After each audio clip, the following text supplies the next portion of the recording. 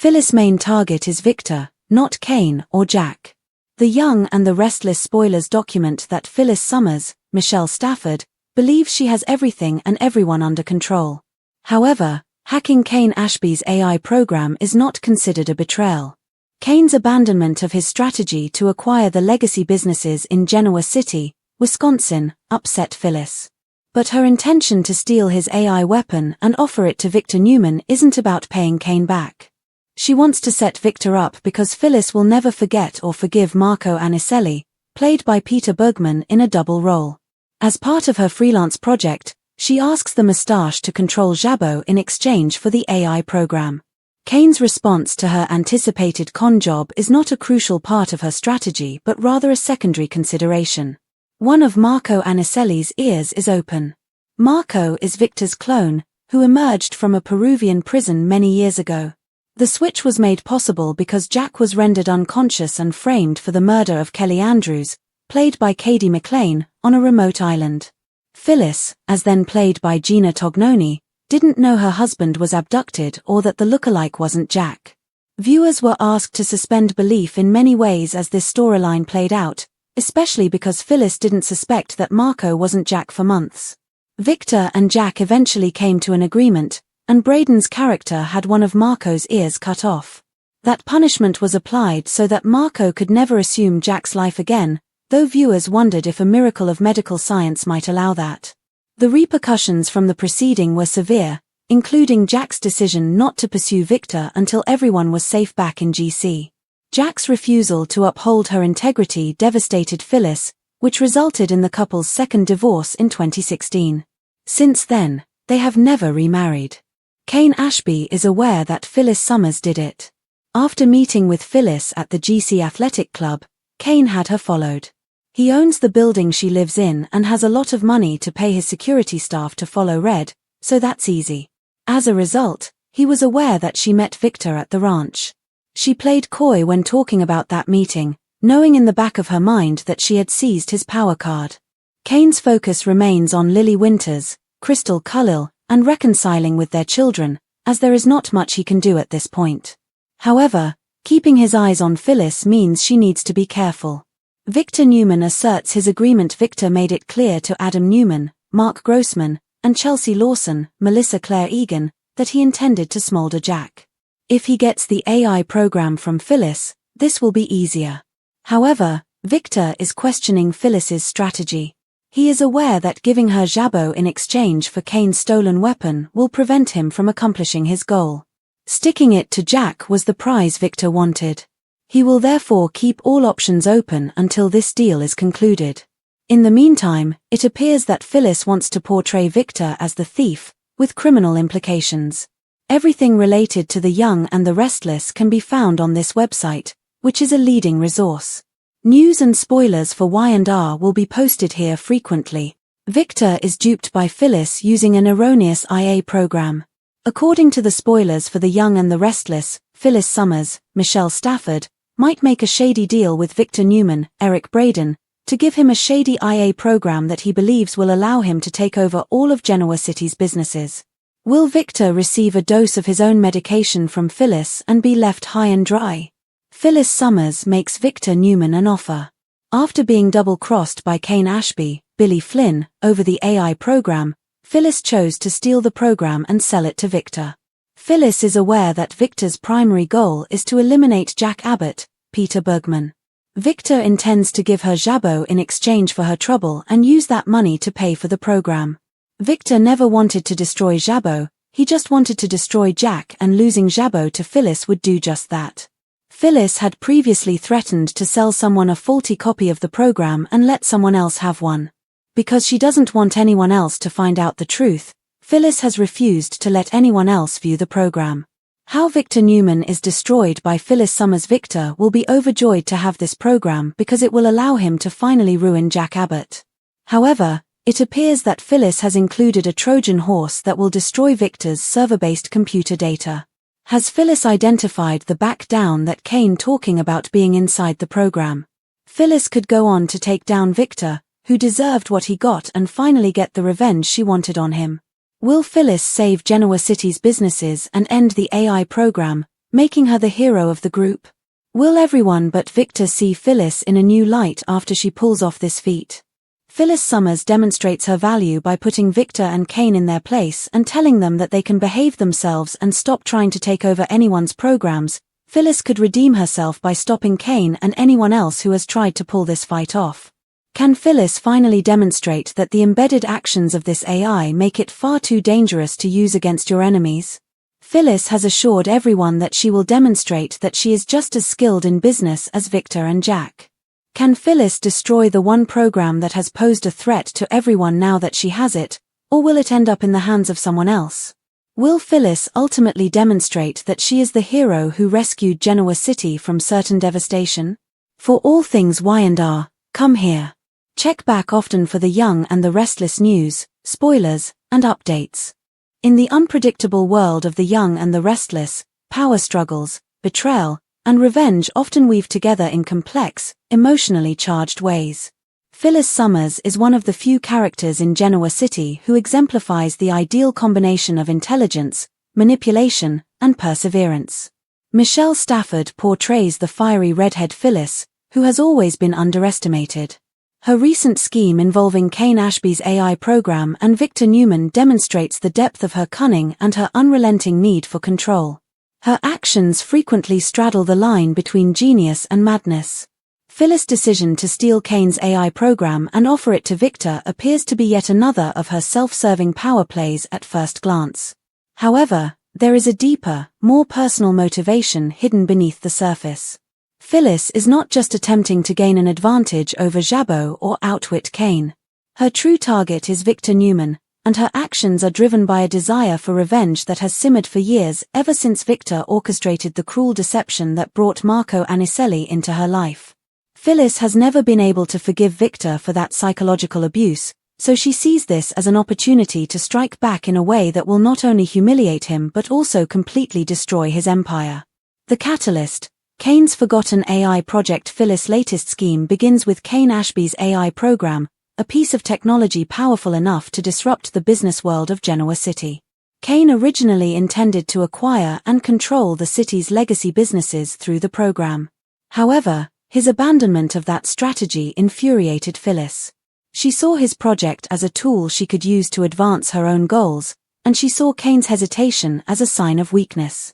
In her mind, stealing the AI program isn't an act of betrayal, it's simply strategic reallocation.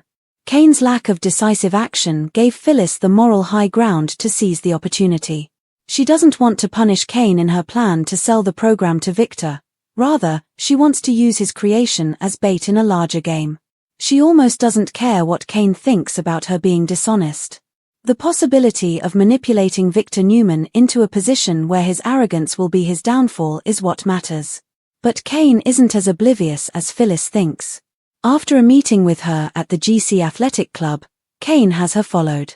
He has the resources to easily track her movements because he owns the building where she lives and has a security team with sufficient funding. His discovery that Phyllis has met with Victor at the Newman Ranch confirms his suspicions. Phyllis has gone rogue, and her intentions are anything but innocent. Kane is still wary, despite the fact that his ongoing efforts to reconcile with Lily Winters and their children distract him. He is sufficiently familiar with Phyllis to realize that if she participates in the game, chaos will ensue. Victor Newman, the master manipulator, meets his match. The treacherous patriarch of the Newman dynasty, Victor Newman, is no stranger to deceit. He has built his empire over decades using psychological warfare and power plays. He sees every transaction as a battleground and every ally as a potential player. However, even Victor makes mistakes from time to time, especially when dealing with Phyllis, who is so erratic. Victor sees Phyllis's offer of Kane's stolen AI program as an opportunity to humiliate his longtime rival Jack Abbott. The program, he believes, will give him the technological leverage to cripple Jabot and assert dominance over Genoa City's business landscape. He offers Phyllis control of Jabot in exchange for the program, a tempting offer for any ambitious businesswoman. However, Victor's motives are complex. He doesn't truly care about Jabot as a company. He only wants to destroy Jack Abbott. Phyllis uses this against him because she is well aware of this. Her offer is designed to feed Victor's ego while setting the stage for his downfall. Victor is unaware that Phyllis's so-called AI program is actually a Trojan horse disguised as a digital time bomb designed to destroy Newman Enterprises from within. The ghost of Marco Anicelli, Phyllis unhealed wound. One must revisit one of the Young and the Restless most disturbing storylines, the Marco Anicelli saga, in order to comprehend Phyllis' vendetta against Victor. Victor hired a criminal named Marco, Jack Abbott's exact clone, to impersonate him in an earlier cruel deception. The real Jack was kidnapped and imprisoned, while Marco lived Jack's life, manipulating everyone around him, including Phyllis. Phyllis thought she was with her husband while in fact she was having an intimate relationship with a stranger for months. Her world crumbled when the truth was revealed. Victor claimed that his actions were part of a business strategy, but for Phyllis, it was a deeply personal violation that caused scars that could not be healed by an apology. Phyllis was unable to overcome the trauma even after the truth was revealed and Victor faced some consequences. She lost faith in men, particularly powerful, manipulative men like Victor, after her marriage to Jack broke down. She promised that one day she would make him feel helpless like she did. She still dreads Marco's memory. Though Victor had one of Marco's ears cut off to ensure he could never impersonate Jack again, Phyllis remains haunted by the fact that the deception was ever possible. Her plan to destroy Victor through his own hubris is poetic justice. She intends to replace his sense of invincibility with humiliation. The plan of Phyllis, a web of power and deceit. The strategy of Phyllis combines psychological warfare, emotional manipulation, and corporate espionage on multiple levels. The offer of Victor Kane's AI program in her first move is just bait. She is aware that Victor, motivated by his animosity toward Jack, will seize the opportunity to acquire the technology. She activates her hidden code once Victor accepts it, which is a virus inside the AI that will destroy Newman's internal systems. The refined nature of Phyllis's vengeance is the source of her genius. She doesn't need to physically confront Victor or expose him publicly. She, on the other hand, lets technology do the work.